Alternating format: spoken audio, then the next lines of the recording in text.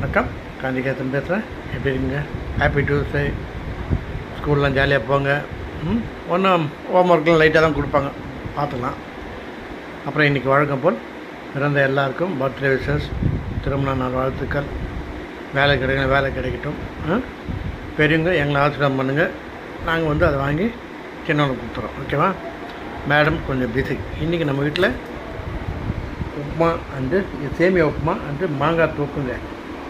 அதாவது 1 கிலோ மாங்காய் 50 ரூபான்னு விற்றாங்க நம்ம காஞ்சிபுரத்தில் தான். அதை வாங்கிட்டு நல்லா துருவிட்டு அதில் வெந்தயம் அண்டு மிளகாத்தூள்லாம் போட்டு அது தொக்கு மாதிரி பண்ணிட்டாங்க. சூப்பராக இருக்கும். எல்லாத்தையும் அது காம்பினேஷன் நல்லாயிருக்கும். ஓகேவா?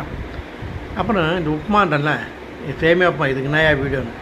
உப்புமான்றது நம்மக்கிட்ட ரொம்ப ஃப்ரெண்ட்லியாக பழங்கணும். இதுங்க இப்போ தான் அது உப்புமாவான்னு பயந்து மீம்ஸ் கூட பார்த்துன்னு. அதாவது ஒரு பையன் அவங்க வீட்டில் சாப்பிட்டு போடான்னா, இல்லை நான் வெளியே போய் சாப்பிட்டோன்னு போகிறான். அப்போ அவன் ஃப்ரெண்டு எதுக்கு வரான், என்னம்மா போகிறான்னு. அவன் டிஃபன் சாப்பிட சொன்னால் போயினே இருக்கிறான்ப்பா. உனக்கு என்னடா தெரியும், நான் ஹாஸ்டலில் இருந்த பையன், எனக்கு தாண்டா ஹாஸ்டல் சாப்பாடு எப்படி இருக்கும், வீட்டு சாப்பாடு எப்படின்னு தெரியுன்ட்டு. பரவாயில்லம்மா, அதை விடுவான், நான் சாப்பிட்றேன், என்னம்மா டிஃபன் கேட்குறான். அப்போ அந்த அம்மா உப்புமான்ற மாதிரி இவன் அவங்க கூட சேர்ந்து வண்டியில் போகிறான். மீம்ஸ் ஒன்று பார்த்தேன். உப்புமாக்கள் அப்படி பயப்படக்கூடாது. காரணம், இந்த உப்புமான்றது ரொம்ப நாளாக நம்ம கூடவே வந்தது. முன்னெல்லாம் கல்யாணத்துக்கெல்லாம் போனால் ரவை மட்டுமே ஒரு 10 கிலோ வாங்க சொல்லுவாங்க.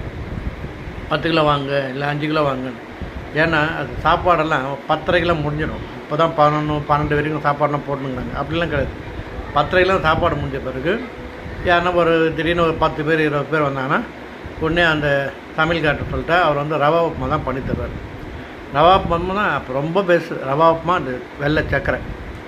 அது நம்ம வீட்டுக்கு கூட சம்டைம்ஸ் ரிலேட்டிவ்ஸ் லேட்டாக வந்தாங்கன்னா இப்போல்லாம் கேட்டு வரணும், இல்லை ஃபோன் பண்ணிட்டு வாங்கன்றாங்க. பகலில் வந்தாலே அப்படி தான் சொல்கிறாங்க. முன்னெல்லாம் அப்படி கிடையாது.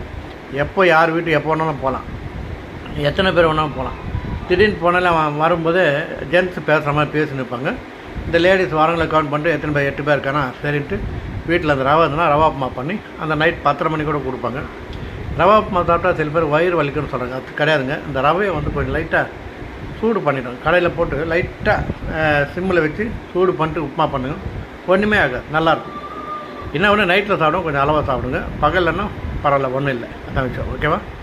உப்புமாவை பற்றி ரொம்ப இதாக நினைங்க, ஜாலியாக செய்யுங்க. அதில் சோம்பு போட்டால் உப்புமா அது வேறு ஸ்டைலில் இருக்கும். கடலைப்பருப்பு உளுத்தம்பருப்பு போட்டால் அது வேறு மாதிரி இருக்கும். தாளிப்பு உப்புமா. ஓகேவா? இதுதான் உப்புமானுடைய ஹிஸ்ட்ரி. ஓகேவா? சப்ஸ்கிரைப் பண்ணுங்கள், லைக் பண்ணுங்கள், ஷேர் பண்ணுங்கள். உப்புமா நல்ல